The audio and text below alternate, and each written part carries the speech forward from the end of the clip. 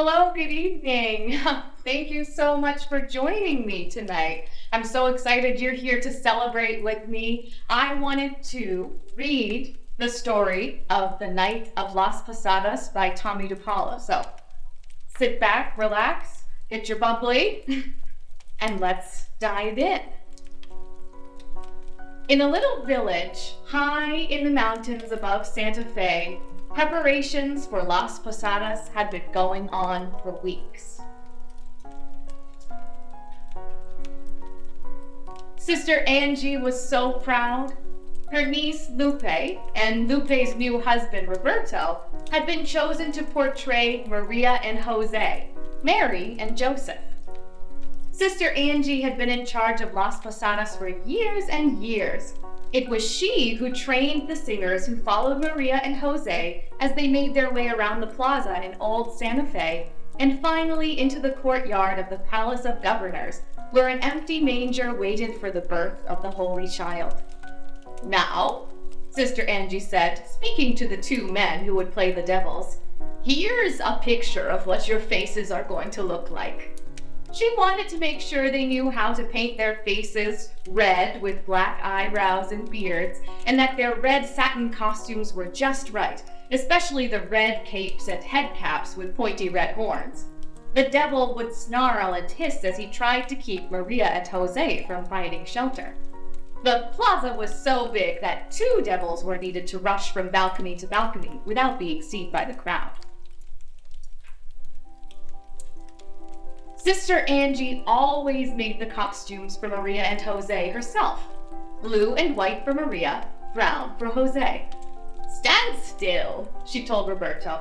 "Lupe, I hope he isn't as fidgety at home." "Oh no, Tia Angie, he's just nervous about being Jose." "Ah, well," Sister Angie said, "let's just go to the church and look at Maria and Jose. They will give you inspiration, Roberto." Miguel Ovideo, the Santero maker, had made a beautiful carving of Maria and Jose for the Golden Jubilee of Sister Angie the year before. 50 years as a sister. Father Vasquez had put the carving in the place of honor in the church. As Christmas drew near, it was moved near the altar rail. They stood looking up at Maria and Jose on their way to Bethlehem. "Just think of the carving and try to look like them," Sister Angie told them. "I will," promised Roberto. "At least we don't have to worry about a burro." Las Posadas didn't have a burro in the procession. Maria and Jose walked. The burro had only made problems, so they had stopped using one years ago. Finally, it was the night of Las Posadas, and Sister Angie came down with the flu. "There is no way you can go tonight," the doctor told her. "Walking in all that cold weather, and they say that snow is coming. They will just have to get along without you this year." For the first time, Sister Angie would not be at Las Posadas. "Don't worry, Tia," Lupe told her. "We will make you proud this evening." In the streets leading to the plaza, men were busy putting the farolitos in place. They would be lit as soon as it got dark. Wood for the bonfire was stacked in the courtyard just off the plaza, ready to be set ablaze when Maria and Jose entered. "Well," one of the men said, "it looks as if it will be a white Christmas. Snow is on the way." Even as he spoke, flakes drifted down. But a little snow never stops Las Posadas. Up in the village, the singers, the candle bearers, and the devils piled into their cars. They wanted to get down the mountain before the snow, which was beginning to fall heavily. "Do you have the music? Where's my guitar? Wait, I forgot my gloves and earmuffs. I'm so nervous. It's a good thing you're not Maria. You'd faint. Me, me, me. I hope my voice is loud enough. I've never sung the devil before." It was the same every year. Sister Angie looked out of her window. Yes, she wiped away a tear as she saw Roberto's old pickup pull up outside. Lupe and Roberto got out and rang the doorbell.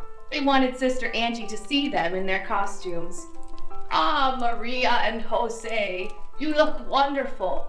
If I had my way, I'd offer you shelter right here. Now give me a kiss and be off. Roberto and Lupe were the last to leave the village. Roberto's pickup had been acting up lately, and the deep snow didn't help. A sudden skid and the motor died. What to do? I'll walk ahead to see if I can get some help, Roberto told Lupe. Wrap up and I'll be back before you know it. Down in the town, everyone had gathered. The snow had tapered off and was falling gently. The farolitos were lit. The plaza looked magical. Where are Lupe and Roberto? Father Vasquez asked. It's almost time to start. The guitars were tuned, the horn player had warmed up, the singers were ready, even the devils were ready. But no Roberto and Lupe. And everyone knows that you can't have Las Posadas without Maria and Jose. Suddenly, down the street came a young couple. The man was leading a burro, carrying a young woman. We are friends of Sister Angie, the man said. Roberto and Lupe are stuck in the snow on the mountain road, so we have come to take their place. We know what to do, and we thought our burro could be in the procession too. My wife is going to have a baby, and it would be better for her to ride. Let's go then, Father Vasquez said gratefully. The candle bearers led the way, followed by Maria and Jose. The musicians followed, and then came the singers. Out into the plaza they went. Everyone knew their part, even the burro. They stopped at the first door.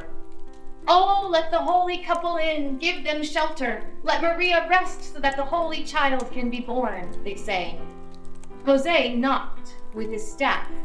Maria looked down from the burro and smiled sweetly. But the devil appeared. No, no, don't let them in, he sang out.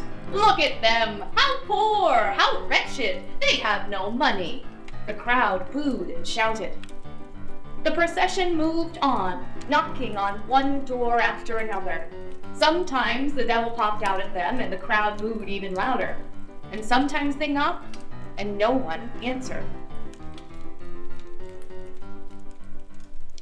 It was one of the most beautiful Las Posadas ever held. Even the young woman playing Maria was about to be a mother, just like the mother of the Holy Child. Perfect. They reached the gates to the courtyard. Once more they sang, asking to be let in. This time, no devil. The gates opened wide. The bonfire blazed and everyone rushed in. A little pushing and shoving, but that was all right. Everyone wanted to be near the manger. Well, you certainly saved Las Posadas, Father Vasquez said, turning to thank the young couple who had taken Lupe and Roberto's place. But they were nowhere to be seen. Maybe they didn't know that they were to sit in the special place near the empty manger. Father Vasquez, we are so sorry to be late. It was Lupe and Roberto calling out as they rushed into the courtyard. Did we ruin everything? No, Father Vasquez said. Sister Angie's friends were here. They led the procession, but now I can't find them. Go quickly and sit by the manger. What friends? Lupe whispered to Roberto. Sister Angie woke with a start. Las Posadas would be over. Everyone would be having their hot chocolate and cookies.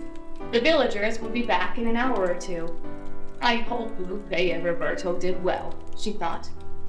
Sister Angie was feeling so much better. She looked out of the window. The snow had almost stopped. Drifts covered the rooftops and the street below. I'll just go over to the church and light a candle, she said to herself. She bundled up and put the key to the church in her pocket. Sister Angie crossed the street and stood in front of the church. Footprints in the snow on the steps led up to the door.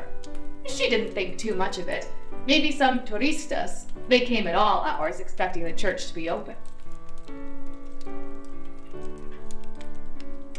Inside, the church was dark, except for the candle burning in front of the Blessed Sacrament. I'll light a candle in front of the carving, she said. She took an unlit candle and struck a match. The candle flared up and settled into a steady glow. Sister Angie knelt down and placed her candle in front of the carving. "Oh, Maria, oh, Jose," she prayed, eyes closed. "My heart will always be open to you so that the Holy Child will have a place to be born." Sister Angie opened her eyes. There in front of her, she saw footprints leading to the carving. She looked up. The cloaks of Maria and Jose were covered in snow. Thank you so much for joining me to hear this magical tale of Las Posadas. Cheers!